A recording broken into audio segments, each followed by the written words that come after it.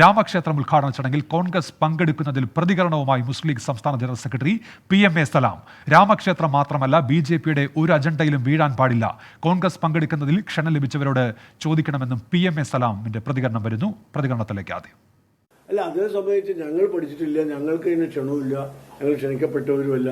ഞങ്ങൾ ആ കാര്യത്തിൽ വ്യക്തമായ നിലപാട് ഞങ്ങൾക്ക് നേരത്തെ മുതലുള്ളതാണ്.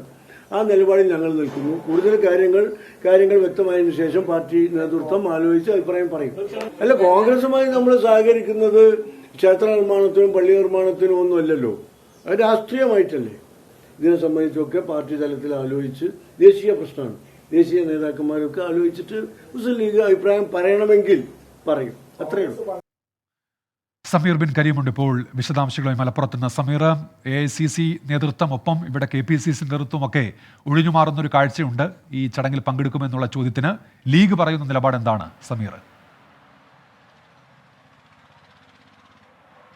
ഉന്മേഷ്, പരസ്യമായി കോൺഗ്രസ് പങ്കെടുക്കരുത് എന്ന് മുസ്ലിം ലീഗ് പറയുന്നില്ല. പക്ഷേ മുസ്ലിം ലീഗിന്റെ നിലപാട് കോൺഗ്രസ് പങ്കെടുക്കരുത് എന്ന് തന്നെയാണ്. അത് വിരൽ ചൂണ്ടുന്ന തരത്തിലുള്ള പരാമർശമാണ് PMA സലാം ഇന്ന് നടത്തിയിരിക്കുന്നത്. രാമക്ഷേത്രം മാത്രമല്ല, BJPയുടെ ഒരു അജണ്ടയിലും കോൺഗ്രസ് എന്നുള്ള മതേതര കക്ഷികൾ വീഴാൻ പാടില്ല എന്നുള്ളതാണ് PMA സലാം പറയുന്നത്. അതോടൊപ്പം തന്നെ നിലവിൽ കോൺഗ്രസിന്റെ വിഷയമാണ്, അതായത് ക്ഷണം ലഭിച്ചവർ തന്നെ അതുമായി ബന്ധപ്പെട്ട നിലപാട് പറയട്ടെ, തങ്ങൾ അതിൽ പറയാൻ ഇല്ല എന്നുള്ളതാണ് PMA സലാം വ്യക്തമാക്കി പറയുന്നത്. പക്ഷേ കോൺഗ്രസ് ഒരു തരത്തിലും ഇതിൽ പങ്കെടുക്കരുത് എന്നുള്ളതാണ് മുസ്ലിം ലീഗിന്റെ നിലപാട്. കാരണം ഇത് BJPയുടെ രാഷ്ട്രീയ അജണ്ടയുടെ ഭാഗമായി കൂടിയാണ് കോൺഗ്രസിനെ ഇതിലേക്ക് ക്ഷണിക്കുന്നത്.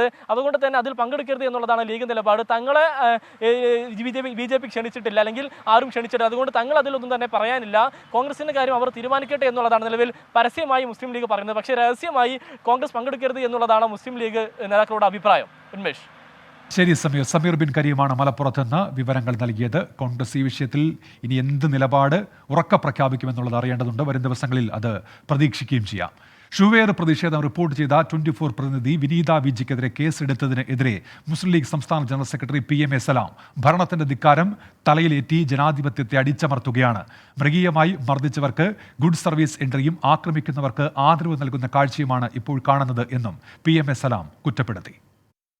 ജനങ്ങളെ മൃഗീയമായി, ജനാധിപത്യപരമായി പ്രതിഷേധിച്ച ജനങ്ങളെ മൃഗീയമായി മർദ്ദിക്കുന്ന ആളുകൾക്ക് ശിക്ഷിക്കില്ല, അവരുടെ പേര് കേസെടുക്കില്ല, അവർക്ക് ഗുഡ് സർവീസ് എൻട്രി കൊടുക്കുകയാണ്.